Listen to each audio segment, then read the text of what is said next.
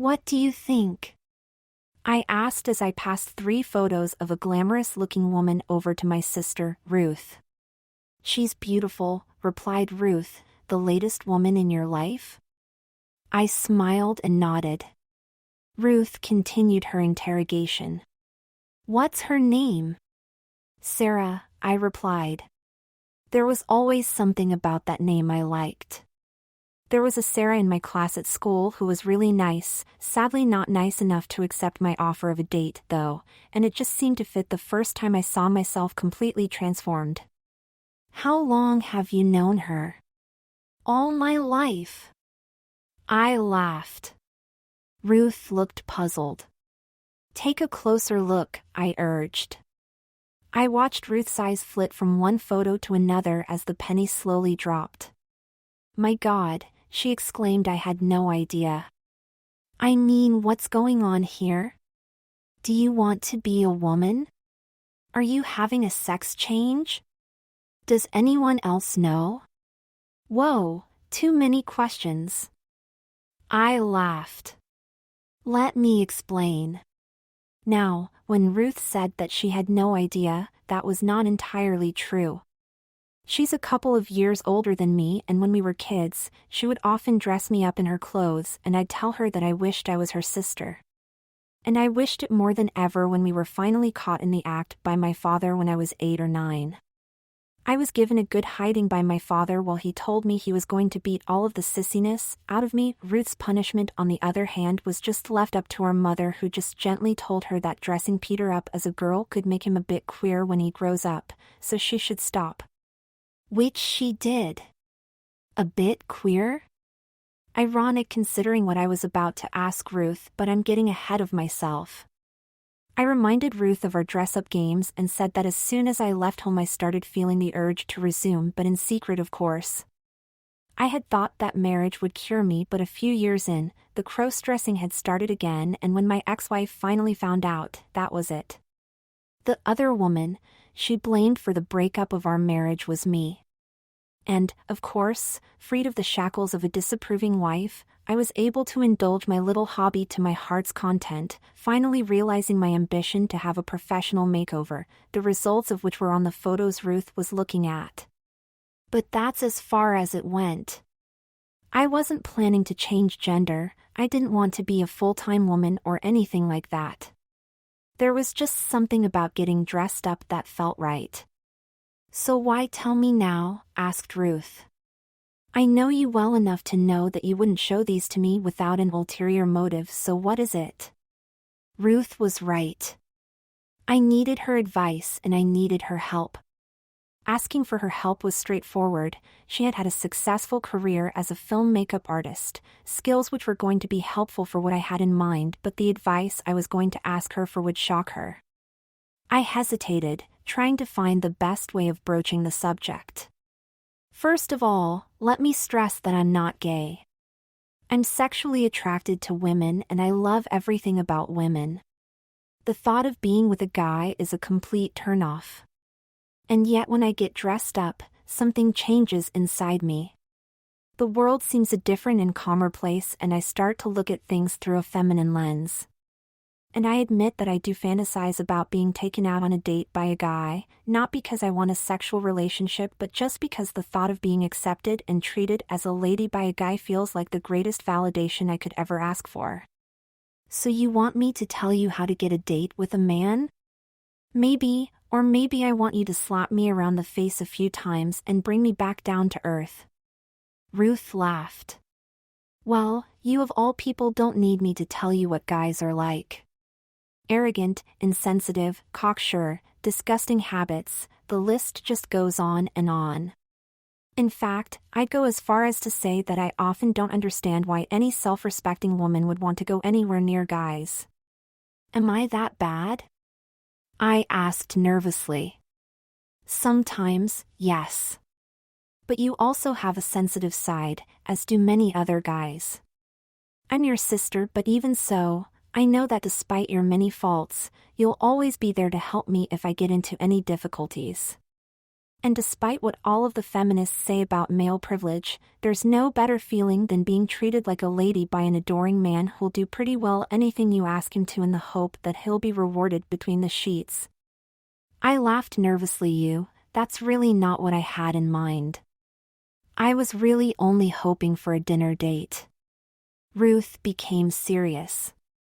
And that's the problem. I can get you looking at least as good as you do on those photos, probably even better, and whilst I'm sure you can look after yourself, you'll be more vulnerable than you've ever been in your life.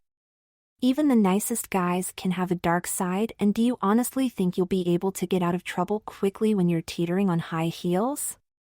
I know all of that, and it's gone through my mind 1,000 times, but I still can't get those thoughts out of my head. Surely not all guys are mindless predators? I mean, look at me. Ruth smirked as she looked at me. Yes, I suppose you have just proved that some guys do have other things on their mind when they see a woman. Okay, I have an idea. I'll call you to update you in a few days. It was a week later when Ruth finally phoned me. Okay, here's the deal, she started. I spoke to David from work. He went through a messy divorce last year and told me that he was in no hurry to start dating women again, but I reassured him that that definitely wouldn't be an issue with what I was going to ask him to do. Oh, how Ruth must have loved saying that to him. I could almost hear her cackles of delight. Ruth continued. Anyway, David owes me a few favors and agreed to take you out to dinner on Saturday night. I'll come to your place at 4 o'clock to get you ready, and he's going to pick you up at 7 o'clock. I laughed. It normally only takes me 10 minutes to get ready for a date. Is it really going to take 3 hours? If we work quickly, I think I can manage it, but just make sure you're showered and shaved before I arrive. I was shaking as I put the phone down. While this had been a fantasy, it was fine, but that fantasy was now becoming a reality. And the problem was that in that fantasy, I was a gorgeous young thing being swept off her feet by a handsome suitor. The reality was that I am an aging crossdresser about to be taken to dinner by a guy I've never met who's doing it as a favor to my sister. And that's before we factor in the fact that, regardless of how good I may look in a dress, I'm still a guy underneath. A heterosexual guy who shudders at the idea of intimacy with another guy. What on earth had I let myself in for? True to her word, Ruth had arrived at 4 o'clock and set to work almost straight away. And now, at just before 6:50 p.m., she was putting the finishing touches to my outfit with a range of jewelry she'd bought with her. And then, after a final spray of perfume, she led me to the full-length mirror in the hallway to take a look. As I saw my reflection, I was speechless. Every last vestige of maleness had been erased, and smiling back from the mirror was an attractive woman who I would have dated in a heartbeat if circumstances had been different. I knew Ruth was good at what she did, but I never ever dreamed that she'd be this good. The woman looking back at me in the mirror was unrecognizable and yet had an air of familiarity. The blonde, loosely curled hair cascading onto her shoulders framed her face which, with dark smoky eyes, deep red lips and accented cheekbones, looked unarguably feminine. And as my eyes looked down to her outfit, I was mesmerized. Her lace-trimmed sleeveless red dress showed off a hint of cleavage and her stiletto pumps showed off her legs to perfection. And I admit that I was feeling strong sensations down below, not because I was getting sexual pleasure from being dressed as a woman, but because I would have taken her to bed at the drop of a hat. She, or should I say I, looked completely and utterly gorgeous. But there was no time to stand admiring myself. I heard a car pull up outside and shortly afterwards, the doorbell rang. I don't really know what I was expecting David to be like. I mean, what does a guy who agrees to take a transvestite out to dinner look like? Balding with a comb over? Bad teeth visible under an unkempt mustache? Ill-fitting suit with sweat marks under the arms? Well, there was only one way to find out. I took a deep breath and opened the door. David was tall, probably about 6'2", and slim.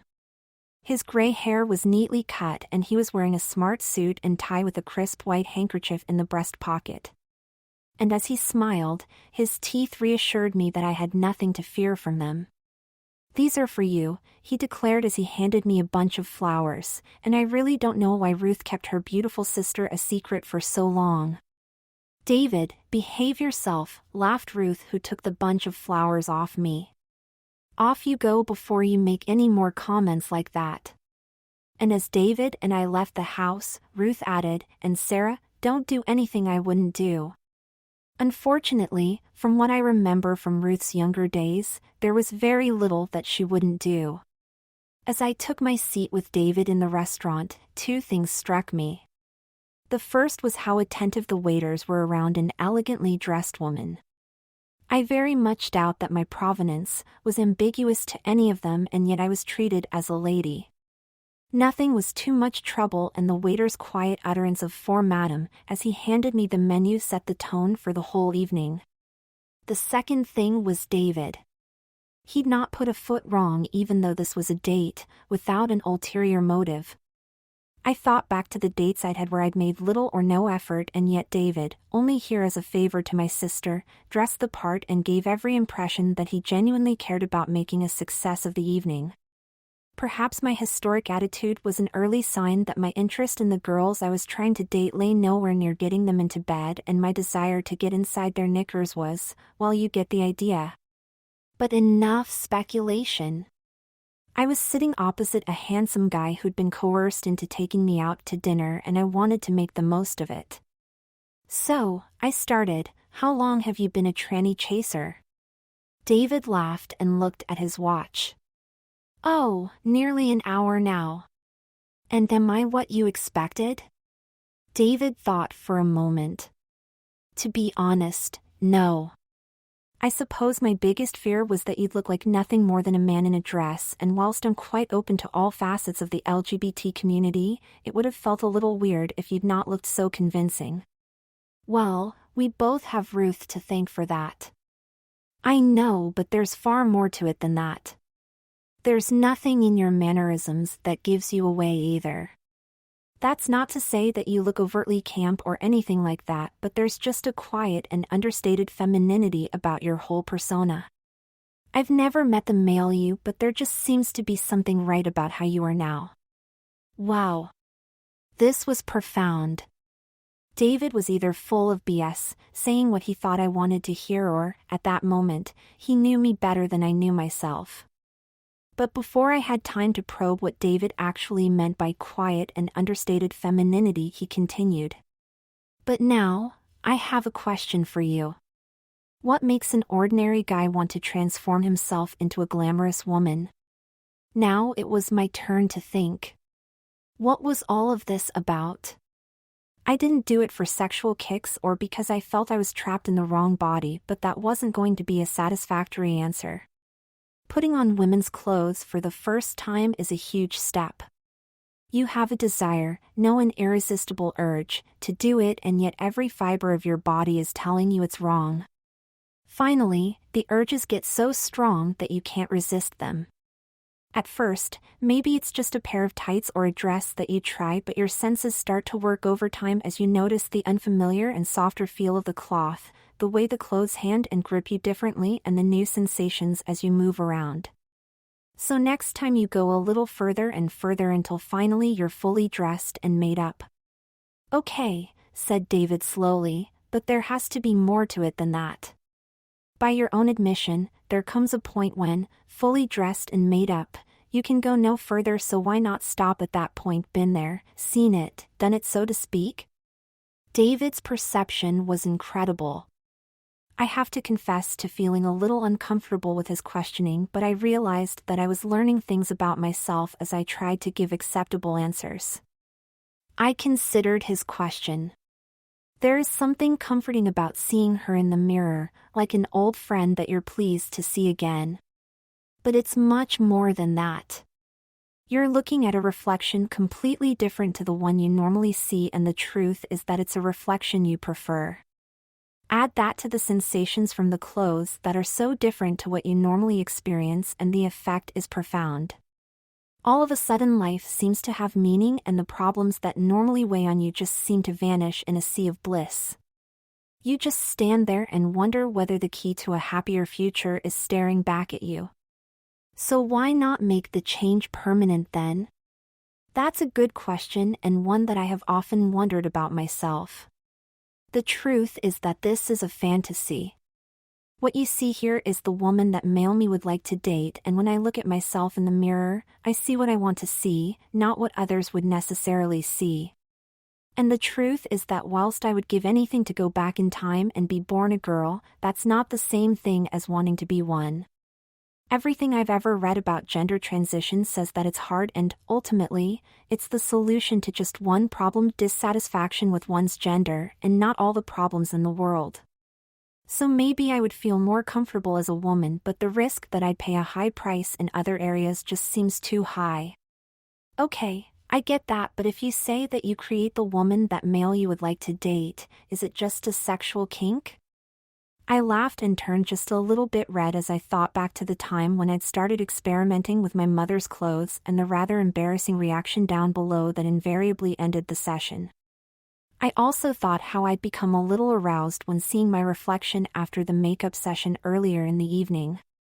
But just because I had that reaction did not mean that I dressed for sexual kicks. I tried to explain to David, no, it's absolutely not a sexual kink. I can be turned on by seeing myself transformed, but that's the normal male reaction to seeing someone they find attractive, not the reason for doing it. And the feelings I get when dressed are very different feelings of complete and utter calmness and bliss, which I wouldn't want to spoil through any sexual stimulation. I would love to give you all the answers, but the truth is that I don't know them myself. All I do know is that once I managed to overcome the personal shame of this little hobby of mine and embrace it, it got a lot easier to accept and live with. In the end, we should do what makes us happy as long as it's legal and doesn't hurt others, and not worry about what anyone else thinks. David nodded in agreement and topped up our glasses before the conversation turned to other things. By 11 p.m., we were the only patrons left in the restaurant, and the staff were obviously anxious to close for the night, and so David paid the bill and we got up to leave. As we stepped outside the restaurant, the air had a distinctive chill and I started to shiver. Sensing that I was cold, David took off his jacket and draped it over my shoulders for the short walk back to his car. Who said chivalry was dead? It was a short drive back to my house, and I have to confess feeling sad that the evening had come to an end. David had been the perfect companion and treated me exactly as I imagined I would have been treated in all my fantasies. I thanked David profusely for a lovely evening. My pleasure, and I wish you well wherever your life takes you, he replied. And then it happened. David got out and came round to my side to open the door from the outside. As I emerged, I felt David's hand on the back of my head and, in a swift movement, he gently pulled me towards him before kissing me on the lips. I instinctively recoiled and quickly said no, I can't. David just smiled with a look on his face that seemed to say, really? Are you absolutely sure about that? I wanted to admonish David for being so presumptuous that just because I had decided to spend the evening dressed as a glamorous female, I was fair game. But underpinning all of this was the truth that I'm a man. A heterosexual man. I have nothing against homosexuality, but it's just something that I don't want to participate in or even think about. And yet, as I thought about it, I realized that I hadn't recoiled through disgust but through shock. I just wasn't expecting it. And if I'm honest, looking through my feminine lens, I found David attractive. He was just the sort of guy that I could imagine Sarah settling down with. And the realization hit home that, despite making what I thought was every effort, I'd failed miserably to be even half the man he was in my male life, and yet, as a woman, I was a match for him. Above all, if I was in any doubt about what I wanted to do, the sensations of arousal that I was feeling down below were unambiguous. The simple truth was that I was turned on, and I decided to take a big risk. I put my hands on David's shoulders and looked into his eyes. And I was still looking deep into his eyes as I felt his hands gently take hold of my waist and pull me back towards him. I smiled and then closed my eyes as I felt his lips touch mine. This time there was no recoil in shock or embarrassment. Just a lingering kiss to round off an incredible evening. At about 11 a.m. the following morning, my phone rang. It was Ruth to find out whether I was awake. I wasn't until the phone rang, and inviting herself round to see how I'd got on with David. I'd already decided I was not going to tell her how the evening had ended. That was going to be my, and hopefully David's, little secret. But as I was describing the evening to her, she had that strange smirk on her face. The one that always appeared when she knew I was hiding something. And so when I tried to pass off the end of the evening as then he dropped me off and I thanked him for a lovely evening before getting out of the car, her facial expression left me in no doubt that she knew there was more. We both sat staring at each other for a few moments until she broke the silence. So are you going to tell me what really happened voluntarily, or am I going to have to give David a call? I still said nothing, but, as I saw Ruth reach into her bag for her phone, realized that it was better coming from me than David. When I'd finished, Ruth just sat back and laughed. Good old David, I knew I could rely on him. And that's when I realized that I should perhaps have paid more attention when David had said that he was quite open to all facets of the LGBT community. Whilst what Ruth had said about his recent divorce from his ex-wife was true, she'd omitted to mention that he wasn't averse to, shall we say, crossing over to the other side of the road. And when Ruth had told him that his date was to be her feminized brother who she apparently promised would look so damn hot that you won't be able to control yourself, he was practically salivating with excitement. He must have felt like all his birthdays and Christmases had come at once as he imagined what lay beneath the dress of his glamorous companion as he kissed her. I really wanted to be angry with Ruth. After all the warnings she'd given me about men having dark sides, she'd practically thrown me into the lion's den by setting me up with a guy who would have thought nothing about taking our relationship all the way. But the truth was that I was a willing participant, and it was a risk I was quite happy to take. After Ruth had gone, my mind wandered back to the previous evening. The truth was that, as David drove away and I walked back into my house alone, I'd had a profound feeling that the evening had finished prematurely.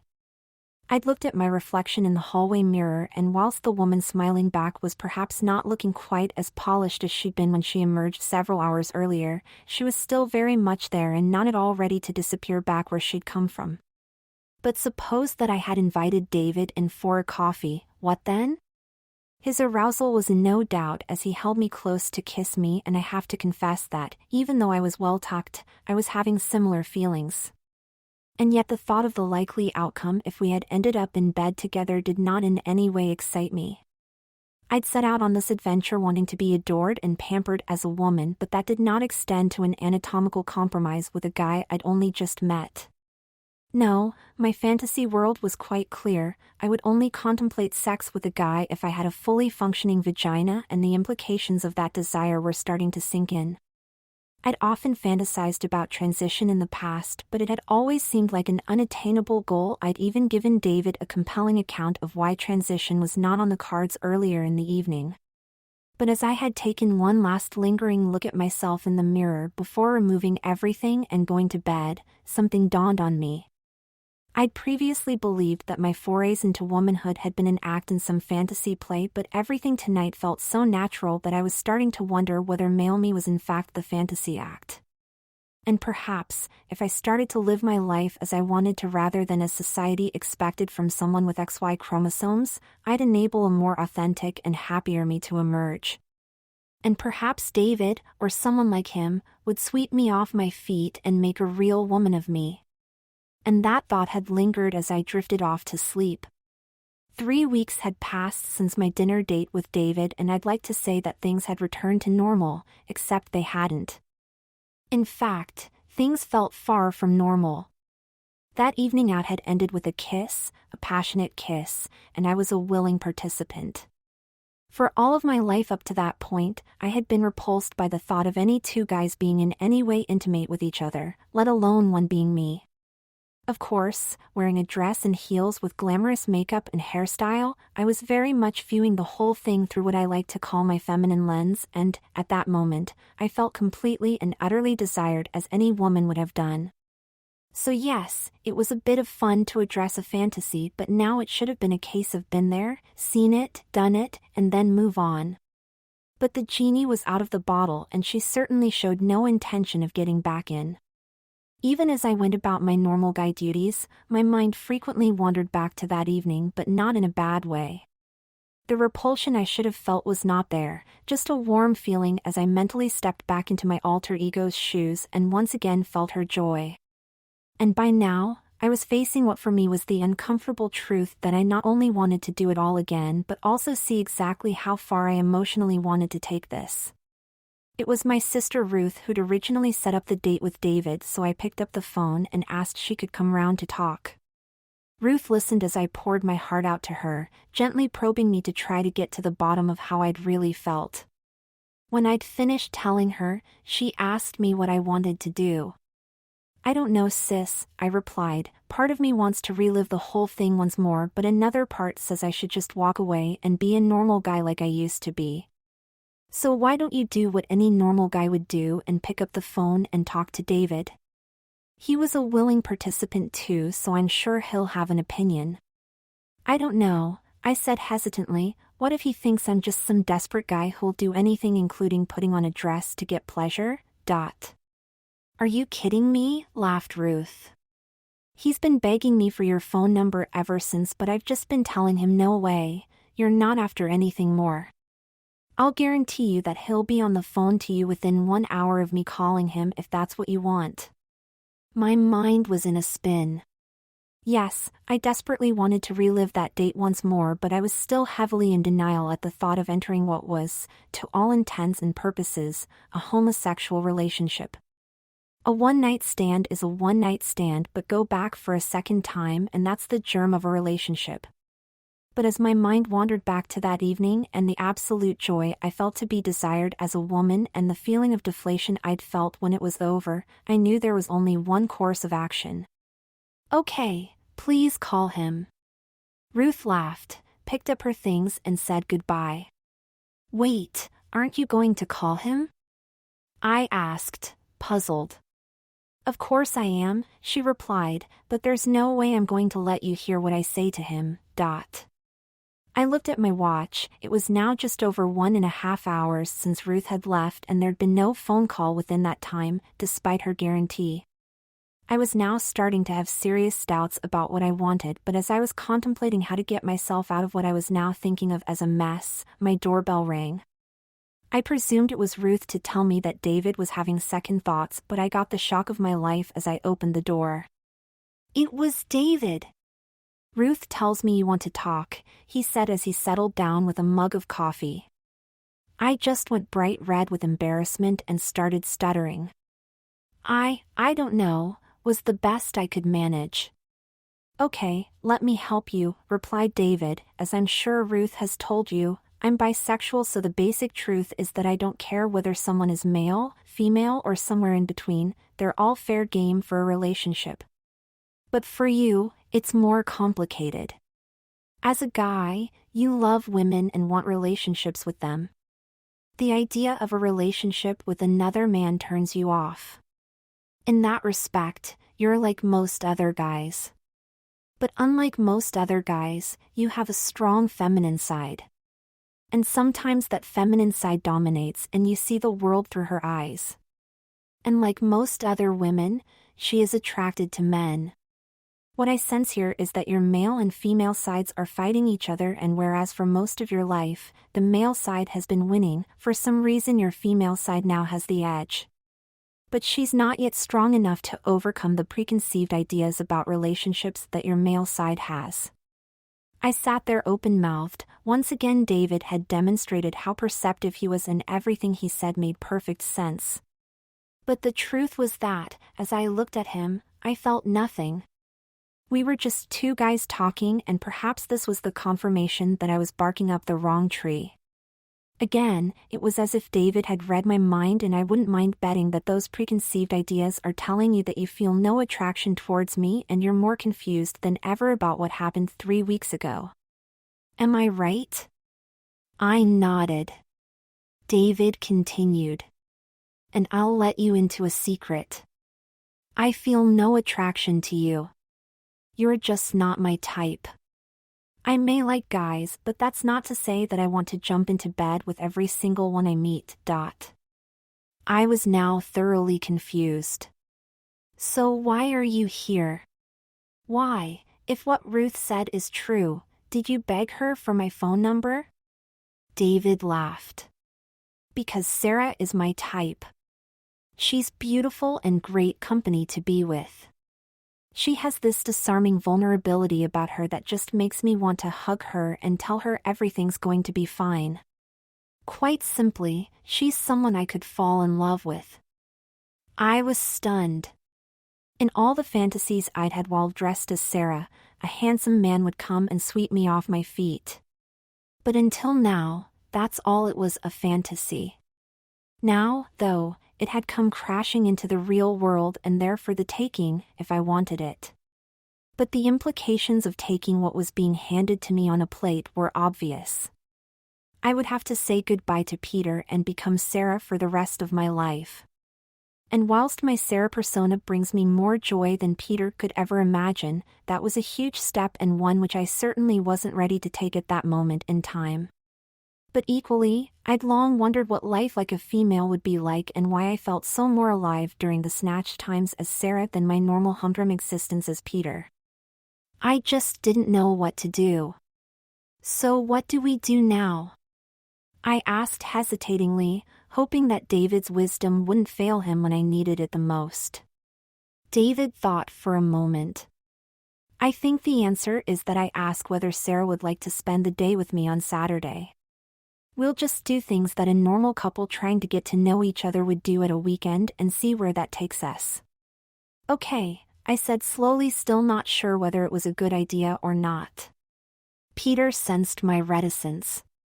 Look, he said, there'll be no pressure on Sarah. She can duck out at any time if she wants, but if she goes in with an open mind, more than anything it'll be a chance for her to get to know herself. It was interesting the way he talked about Sarah as if she was a completely different person, but there was sincerity in his voice, so I took a deep breath. Okay, Sarah, would love to meet you on Saturday. David smiled. Good, that's settled then. Tell her I'll pick her up at 10 a.m. Anyway, must go. Nice talking to you, Peter. We must go for a beer sometime. And with that, he was gone, leaving me sitting there trying to work out what had just happened. Ruth, I need your help again. I got straight on the phone after David had gone and told her the whole story, finishing up by asking her whether she'd help me with my outfit and makeup again. I was stunned by her response. Absolutely not, you're on your own this time. But, what am I going to do? Makeup? Outfit? I haven't got a clue what to do. Look, Peter, explained Ruth, I helped you last time because it was your fantasy. You wanted to look as good as possible, and I knew that you couldn't look good enough for a glamorous date without my help. But you're now bringing that fantasy into reality, and if you want to step even a short distance down the path to womanhood, you need to stand on your own 2 feet and be who you are, not a creation of someone else. But sis, I haven't got a clue where to start. Go into town and take note of what's around you. What are other women wearing? How have they done their makeup? How are they acting? All of the inspiration you need is there, you don't need me to work it out for you. I was disappointed, if not a little angry, at Ruth's refusal to help, but the following day, as I walked through the local town center, I could see the wisdom in what she said. Because practically every woman I saw looked the exact opposite to how I'd looked every time I dressed up as Sarah. She wore skirts and dresses, most of the women I saw were in trousers. She loved high heels, but I don't think I saw anyone in shoes with a heel higher than an inch or so.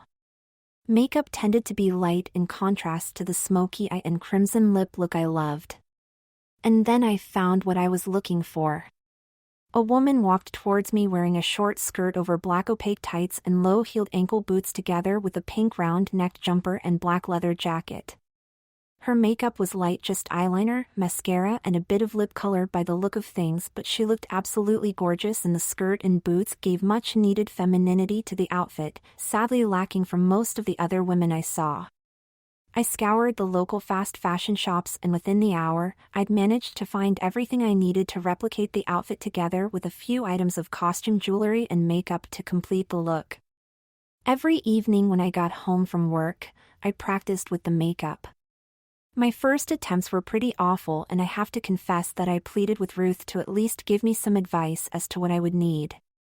To her credit, she did, and by the end of the week, thanks to the extra items she suggested, I could now look in the mirror and more or less like what I saw. But would it be enough to fool passers-by when I was out with David, now less than 24 hours away? Only time would tell. It was just after 10 a.m. when I heard a car pull up outside. I took one final look at myself in the hallway mirror. It was a strange feeling. When Ruth had done my makeup 3 weeks earlier, the transformation was so radical that I would not have recognized myself in the street. But today, as I looked at myself, I could see Peter in the face smiling back at me, but the more feminine visage created by the makeup gave the impression that I was looking at someone with a family resemblance, not Peter himself.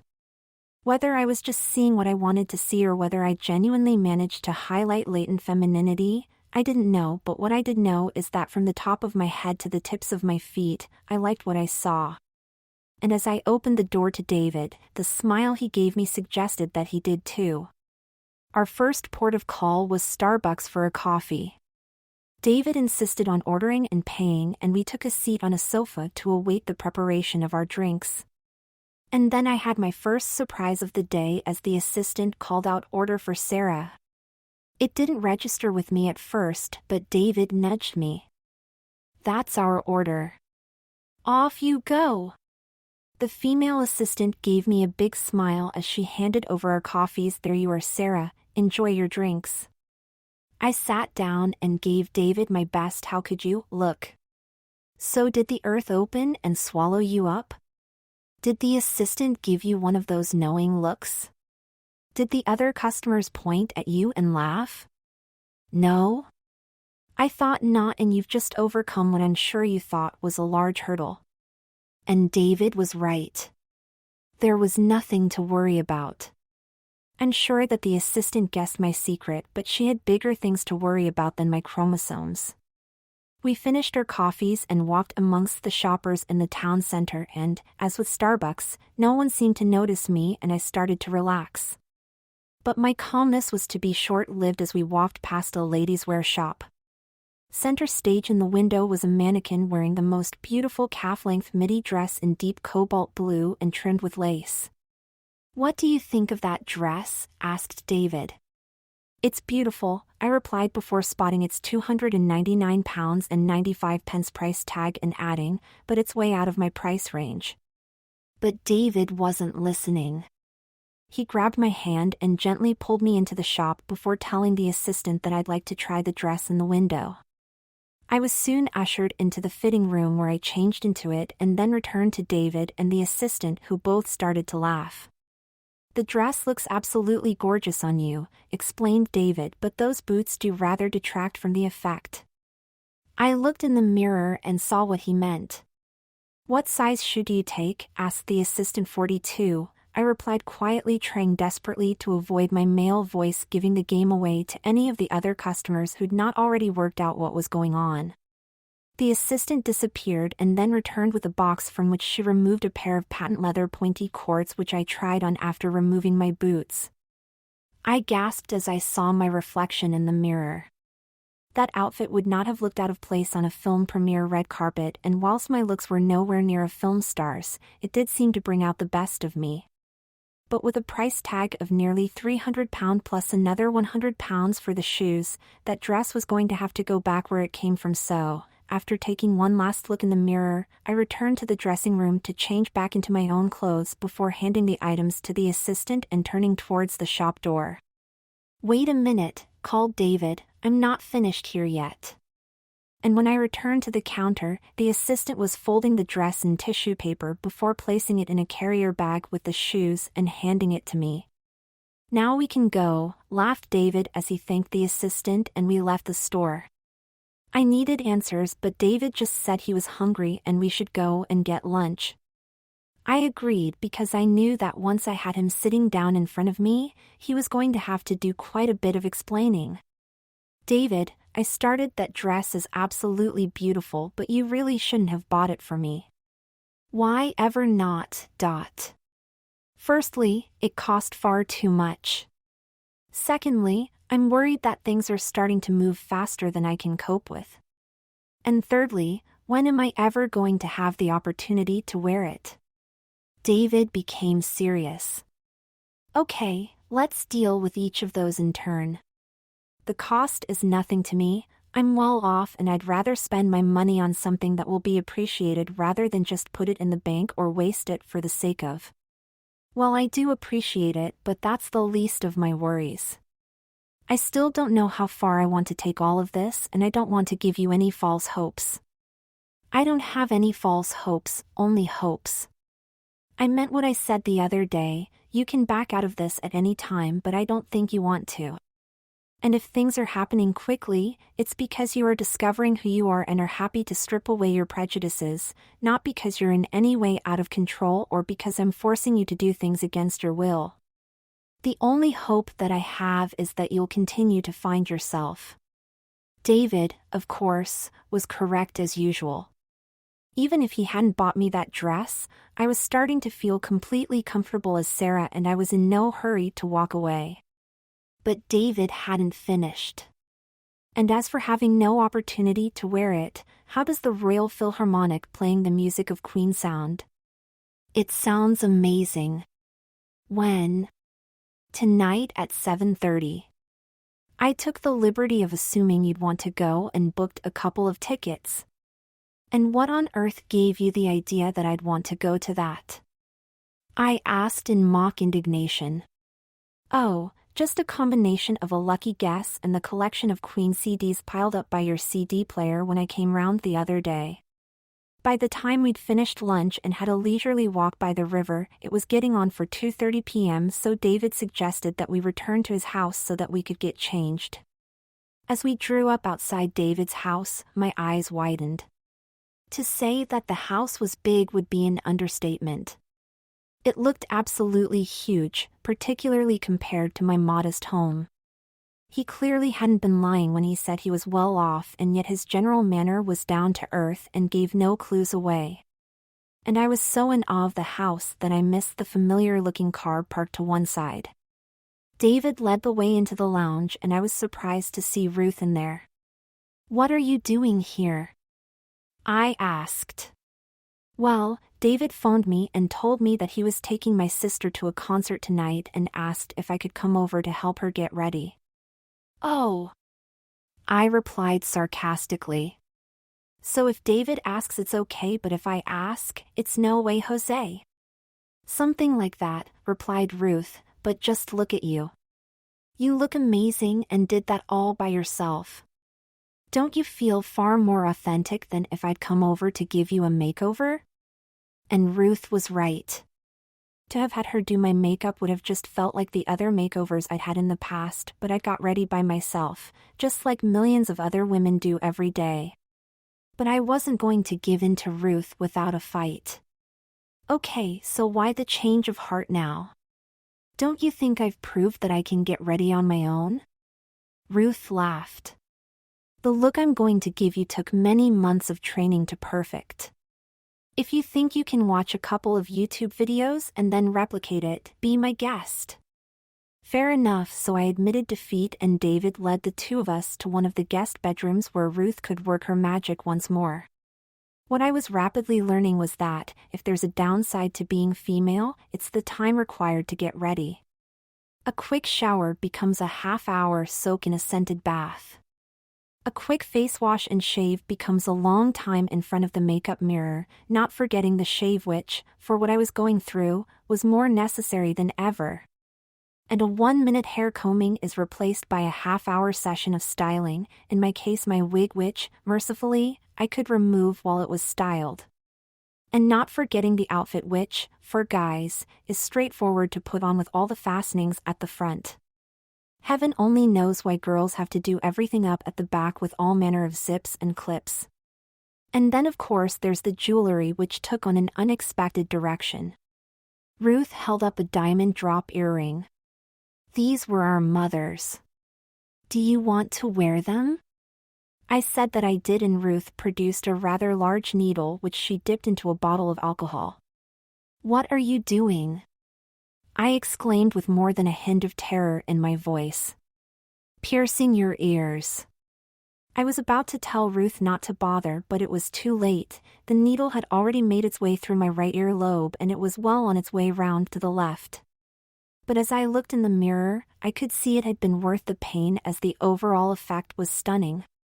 With a few sprays of perfume, Ruth declared that she had finished and led me to the full-length mirror on the opposite side of the room to take a look. If anything, the effect was even more profound than it had been 3 weeks previously. The outfit had looked good in the shop, but now, thanks to Ruth's wizardry with the makeup brush and the jewelry, it was off the scale. To be honest, I could have just stood staring at my reflection all night, but Ruth suggested that, as time was moving on, we should go back to David to see what he thought. Words were unimportant as the look on David's face told me everything I needed to know about what he thought. And David, who'd changed into a dinner suit and bow tie, just looked like the perfect date. Come on you two, time to stop admiring each other and make a move, Ruth laughed as she draped a faux fur jacket over my shoulders to complete my outfit. Thanks Ruth, said David on the way out, I owe you one for what you've done for us. It's a pleasure, replied Ruth, but just make sure you look after my sister. Don't worry, I'll take good care of her, replied David as he opened the car door for me to get in. And as we drove away, the full significance of what Ruth had said sunk in. She called me her sister. Her sister. And she had said it without any hint of sarcasm. Was she just playing along to make me feel good, or had she seen that the changes in me ran far deeper than just glamorous makeup, pierced ears, and a gorgeous outfit? And if she had, did that mean that there was an increasing inevitability as to where all of this would end? Maybe there was, but there was an evening out to enjoy first. Epilogue. As we turned the corner into my road and my house came into view, my heart was pounding. Of course I was sad that what had turned out to be a perfect day was coming to an end, but that meant that my time as Sarah was coming to an end, at least for now. But that was incidental compared to the burning question. Should I thank David for a wonderful day out before walking alone up my drive, or should I invite him in for a coffee? And what if he declined? I'm sure he'd give a plausible reason, but who doesn't know what it's getting late and I have to be up early really means? The bottom line was I wanted to curl up on my sofa with David's arms protectively wrapped round me. Last time, it was easy. I had had no expectations and David's move to kiss me took me by surprise, but now, as he drew to a halt with the engine still running, I realized that it was going to be up to me. I reached over and gave his hand a little squeeze while I thanked him, and I felt him squeeze my hand in return. We looked into each other's eyes before, moving together in unison, our lips touched and we shared a passionate kiss. When we finally parted, I asked him whether he'd like to come in for a coffee and, without saying anything, he turned off the engine and got out to come round and open my door. We walked silently up the path together, hand in hand, and I showed him to the lounge while I made coffee for both of us. Finally, I was able to flop down on the sofa, my legs tucked under me, and, just as I'd hoped, I felt David's arm wrap around me. So, I started, where do we go from here? Well, replied David, there's an easy answer and a more complex one. And the easy answer is? We run upstairs as far as our legs can carry us and shag each other senseless. David's directness surprised me. Whilst he'd never hidden his thoughts as far as I was concerned, he had been very careful not to appear too pushy in case he frightened me off. But as I thought about it, I realized that we both knew that that was not what either of us really wanted. We had too much respect and growing affection for each other to risk throwing it all away in the pursuit of sexual gratification, and David's dismissal of what should be the celebration of our relationship as a senseless shag just confirmed that. And the complex answer? I asked. The complex answer is that it's up to you. Whether we like it or not, the truth is that there's only a spark between us when you take on Sarah's persona. I don't want a relationship with Peter any more than he wants one with me. I nodded in agreement. David continued. So, as I said, the ball's in your court. If you want to be Peter, that's fine, but I think we should part company before one or other of us gets hurt. But if you want to be Sarah, who, incidentally, I'm starting to fall for, then I think we should carry on and see where we get to. When David said this was complex, it was an understatement. The truth was, through Sarah's feminine lens I was falling for him too, but it's one thing for a bisexual guy to be attracted to the feminine persona of a crossdresser and another thing entirely for that crossdresser to cast off her male side for good. I need to think about this, I replied. Take as long as you need.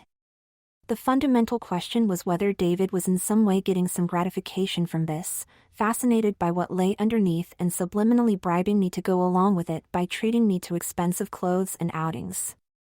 But was demanding that I transition a step too far a portent of what was to come if I agreed to his proposal? And was I really going to make a life-changing decision after 2 dates with a guy who I still barely knew? Or had David, who had already proved how perceptive he was, just realized the truth that I had been denying for as long as I could remember? Ruth had certainly catoned on her assertion that I had to stand on my own 2 feet, and referring to me as her sister left me in no doubt that she had made the mental leap. But this was about my life, not David's nor Ruth's. I thought back to the days when Ruth dressed me in her clothes and I told her that I wished I was her sister. The memories were dim, but I still remembered how nice it felt to run around in pretty dresses. I thought back to all the girls at school and how fascinated I was as they blossomed into womanhood. I thought back to my marriage, which had failed because of my cross-dressing. I didn't put up a fight because, deep down, divorce felt like a small price to pay for the freedom to wear what I wanted, when I wanted. And I thought back to all of the times I'd put on a dress, heels and a wig and just sat in front of the mirror soaking up the blissful feelings of seeing my true self smiling back at me. But most of all, I thought of my unfulfilling life as Peter, a life I had consigned myself to by denying how I really felt. The fact was that I'd thought about transition many times.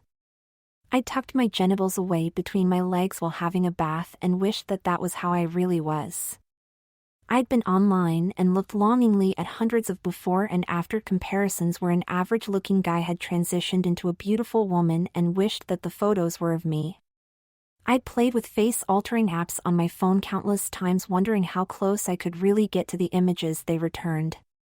But each time, I found several reasons, or excuses if I'm honest, not to consider it further. The truth was that David was not really asking me to leave my male life behind, he was just giving me the opportunity to accept who, deep down, I knew that I really was. Yes, it was a leap into the unknown and there would be a price to pay. But at that moment I realized that if I didn't want to live the rest of my life with regrets, and if only there was no better time than that moment to make that leap. I looked up at David, who had been waiting for my response. I said nothing, just looked into his eyes before pulling his head towards mine. And the passion in the kiss we shared proved to both of us beyond any doubt that I was making the right choice.